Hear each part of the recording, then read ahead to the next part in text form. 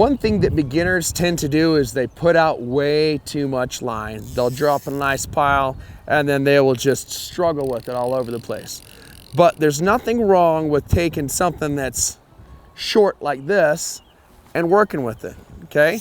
So if I just have a short amount of line and I can cast, I can drop in the eddy there, I can turn, I can drop in an eddy right there. That's plenty enough length that I can seat that right at the tip of that eddy, and that's all I need. So don't pull out more line than you need. Now, if you do want to pull out a stack on the bottom like this, you can still pin your hand right here and roll cast up there and just control it as if it doesn't have a lot of line out. Just control it by locking it down right here. Now, if you want to cast further, then all you have to do is feed this line in with each one of those casts, feed a little more, perfectly grab the tree. That's gonna happen.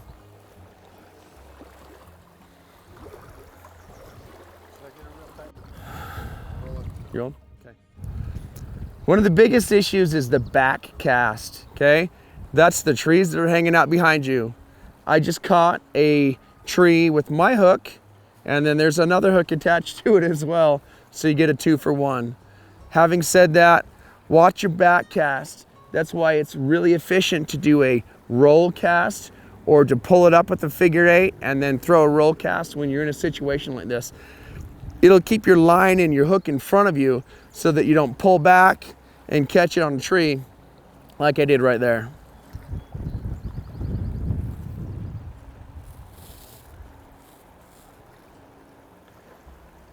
Take that little guy off.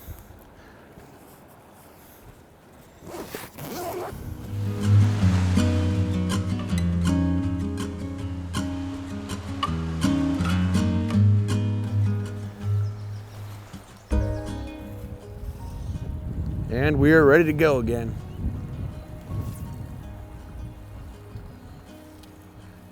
Another little technique that you can use when you're in the trees is instead of doing this thing, you do this thing, okay? So instead of going straight over the top of your head, you pull it sideways. What that should do is throw your hook out to the side and sling it in underneath the trees where the fish are gonna hang out. So I pull it to the side, throw it underneath, side, throw it underneath. I'm slowly feeding more line. And as I feed more line, I cast slower because my line has to travel a longer distance on the backside before it comes forward.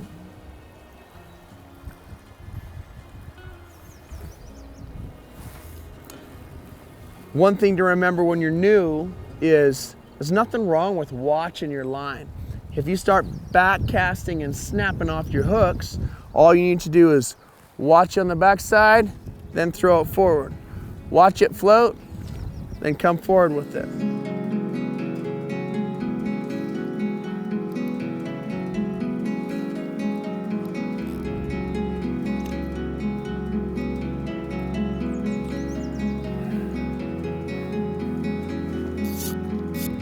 One technique I like to do is if I've got a fish lure or a fish tie, I like to let it float and then swim it upstream a little bit. Let it float back and swim it upstream a little bit.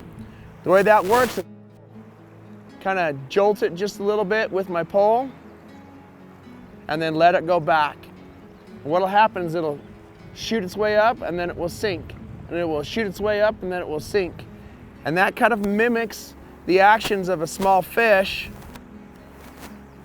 And if you can do that with your fly inside of a school of fish, they'll hit it because it swims away from them. Gives them kind of a predatory instinct to attack that shiny thing that's whipping away.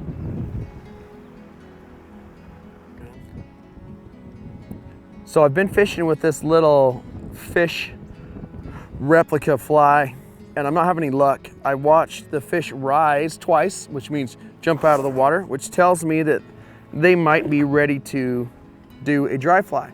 So I'm going to pop I'm going to pop this off and try to replace it with a dry fly. Now this time of year, the majority of the things that I have will sink. And I did that on purpose because that's the majority of what most fish are eating. But when I see them rise to the top and start jumping, that lets me know that it's time for me to switch out to a dry fly that's gonna float on the top. So there's a lot of complexity and there's a lot of opinions about what you should use on dry flies. And to be honest with you, there's only really two things I've found that really are consistent. One, most bugs are gray, and two, they like red. Fish like red. So sometimes I'll tie something like this with a red tail on the back of it, or a red body, or even a red belly. But the other thing too, when it comes to selecting a hook, is how big your fish. The fish that I saw jumping are about this big to this big, and I don't know that a fish this big is gonna eat my grasshopper, or even this big fat guy right there. So I'm probably need to pick some sort of a lure, unlike this giant one, that they can actually bite and eat. Now, another option, or another thing that I like to have in a lure is something reflective or sparkly. All this is dubbing on the body with some reflective string wrapped around the body. And it's just something to catch the eye of the fish and to try to get that strike response to make him come up. I'm gonna grab these guys for now. So this little one right here, it's small, it's gonna float well. It's a real simple fly. It's got kind of a parachute wing on top, which just means all the wings are on top. That's gonna make it float appropriately. So when the fish comes up, it'll nail it. Now I showed this tool earlier, and right now is a great time to talk about it. When you tie a fly, sometimes your head cement gets too thick in the fly. So this little poker right here is designed to poke the head cement out of the tip of the hook, like that, so that you can, in turn, get your string to go through the tip of that hook. It's gonna be a little bit hard to see this, because that is so small. I'll balance my fingers together like this, and I'll pinch off that string so that I can get it in the hole. Sometimes a little bit of spit to hold the fur back helps. There we go. Now my favorite hook, or my favorite knot, I'll push it through like that. I'll grab a hold of it. I'll just spin it a bunch of times, at least 3 or more times.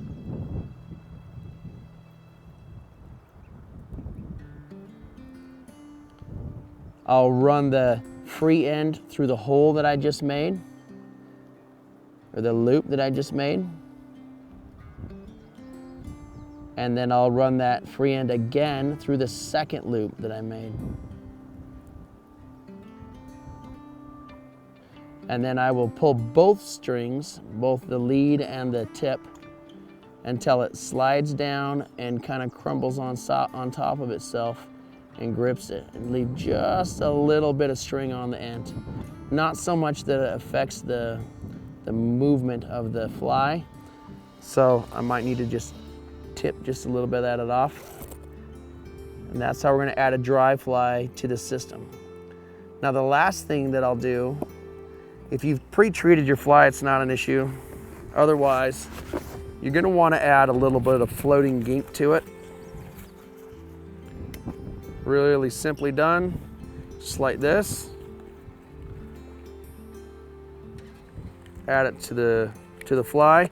And then you probably wanna redo this every, I don't know, 20 minutes or so. Just kind of get it all over.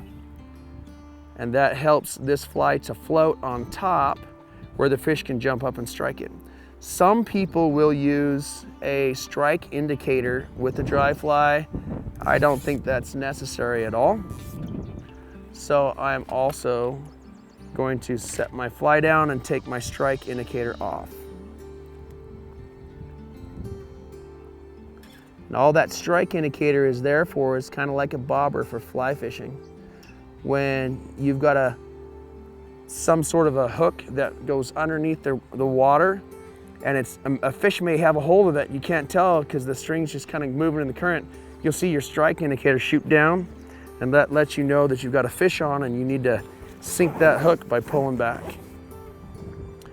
All right, this is gonna be a pain in the butt in the wind, but let's go try some dry fly fishing.